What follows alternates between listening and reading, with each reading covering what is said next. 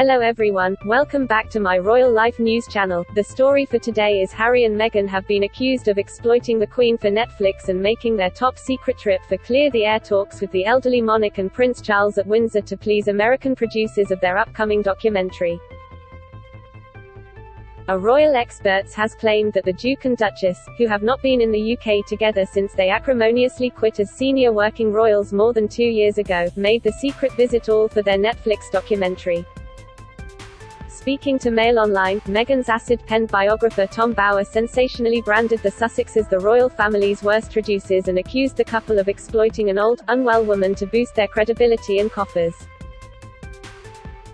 Netflix is expected to send a camera crew to follow Harry and Meghan when they meet the Ukraine team at the Invictus Games for injured military veterans in the Netherlands for the documentary about the Paralympic-style games. But critics have accused the royal couple of cashing in on the games by allowing Netflix, with whom they have signed a $100 million deal, into private meetings.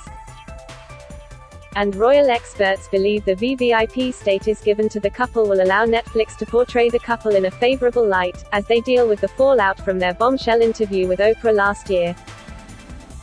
Talking about Harry and Meghan's summit with the Queen and Charles, Mr. Bower said last night, "First, have no doubt it was all done for their Netflix documentary.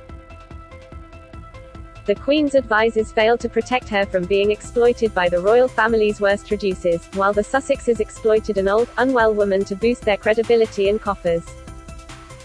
Mail Online has contacted representatives for Harry and Meghan for comment. Other experts suggested that the surprise face-to-face meeting with the Queen, who will be 96 next Thursday and has experienced a series of health problems recently, was an olive branch after considerable tension between the Sussexes and royal family. Ingrid Seward, editor-in-chief of Majesty magazine, said the visit would have made the Queen very happy despite the couple's highly publicized criticism of the royals. In their interview with Oprah, they accused an unnamed senior royal of racism. Harry and his father have spoken only rarely over the past 2 years, and he heavily criticized Charles in last year's Tell-All Oprah interview in California last year for failing to support him and allegedly cutting the Duke off financially. The claims were disputed by supporters of Charles, who say he has been left desolate by his younger son's rejection. He is also said to be deeply concerned about Harry's memoirs, due to be published later this year, which he fears will be further used to settle scores. Ms. Seward told the Sun newspaper, "It is a wonderful opportunity to clear the air and offer an olive branch. After everything that has gone on, it must have taken a lot for Harry and Meghan to go to Windsor. Also, Maundy Thursday is a very special day for the Queen as it is about forgiveness.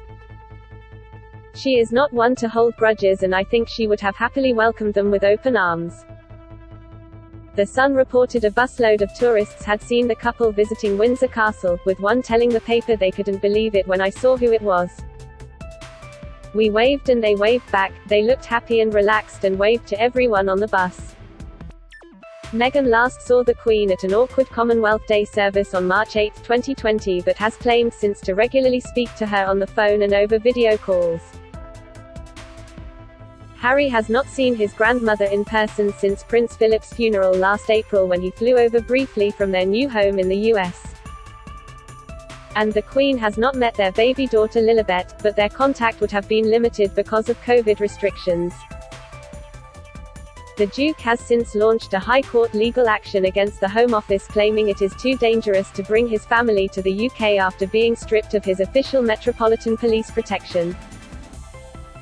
The couple are understood to have left Windsor yesterday afternoon and are now more than likely in the Netherlands to attend the Prince's Invictus Games, the Paralympic-style event he set up for wounded service personnel, which opens tomorrow in The Hague. It is not believed that Harry and Meghan met the Duke and Duchess of Cambridge during their 24 hours on British soil. William and Harry's relationship has been at rock bottom since Harry pressed the nuclear button on his royal life. Harry is suing the Home Office after he was stripped on his round-the-clock taxpayer-funded police protection after quitting the UK. He has since told the High Court that he is willing to pay for it himself when in the UK, as he does not believe he and his family are safe in this country, as his own privately funded civilian team of US bodyguards cannot carry arms and will, he argues, not be kept updated of the relevant intelligence. Last night a spokesman for the Duke and Duchess of Sussex confirmed that they had been to Windsor to see the Queen. It comes after sources close to the couple revealed that Harry and Meghan will be given the VVIP status in the Netherlands, affording them top-level local protection, which will be seen as an attempt to justify the non-attendance at Prince Philip's memorial service at Westminster Abbey last month over security concerns. The Netflix film crew will most certainly favorably capture Harry and Meghan, said Talk Radio Royal commentator Charles Ray. It will look as if they are still members of the royal family when they are private citizens. That will be the whole aim, to show people they are still considered very important people.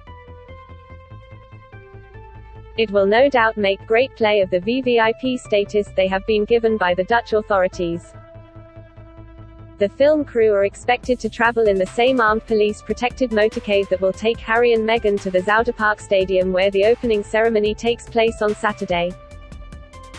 They will also film the emotional moment Harry and Meghan meet members of the Ukrainian squad whose presence is tinged with heartache over the loss of 4 of their former colleagues who died defending their country.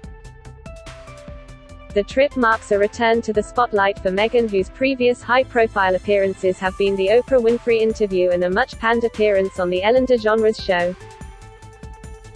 The Netflix doc-series being filmed over the course of a week while the games are staged is called Heart of Darkness. It is the first co-production with the couple's Archwell Productions and is being made by the Oscar-winning team of director Orlando von Einsiedel and producer Joanna Natasegara.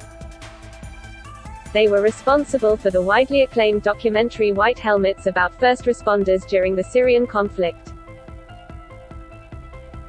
According to Archwell, the docu-series will showcase powerful stories of resilience and hope from competitors on their journey to Invictus Games. The meeting between the royal couple and the Ukrainian team is expected to be one of the most emotional moments of the week-long games attended by competitors from 20 nations. Their arrival at Schiphol Airport was tinged with heartache after 4 members of the squad died defending their country. Sergei Smilin was killed in service on March 18, while former Invictus competitors Vladimir Motelchuk and Dmytro Olenek lost their lives in rocket attacks on March 29, and former trialist Serhiy Karajvan died in combat on March 13. They were all extremely active in the international Invictus community on the We Are Invictus platform, competing in events over the past year including the virtual London Marathon, and online rowing championships, a spokesperson for Invictus said. Meghan is expected to arrive with her husband in the Netherlands on Friday and she is expected to stay for 4 days. A minute's silence will be held for those who have died in the Ukraine conflict at the start of the opening ceremony at the Zuiderpark in The Hague on Saturday night. It will be Meghan's first overseas trip since quitting the royal family in 2020 and moving to California.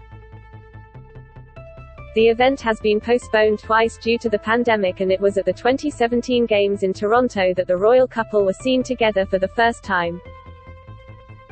Months later they announced their engagement. It is understood Harry and Meghan will not get an audience with King Willem-Alexander and Queen Mortimer during their stay and will have to instead spend the night at a hotel in The Hague.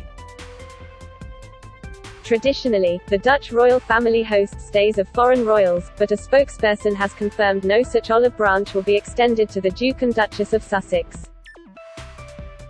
That is all for today news. Please make sure to leave your comment and subscribe the channel below for more news update.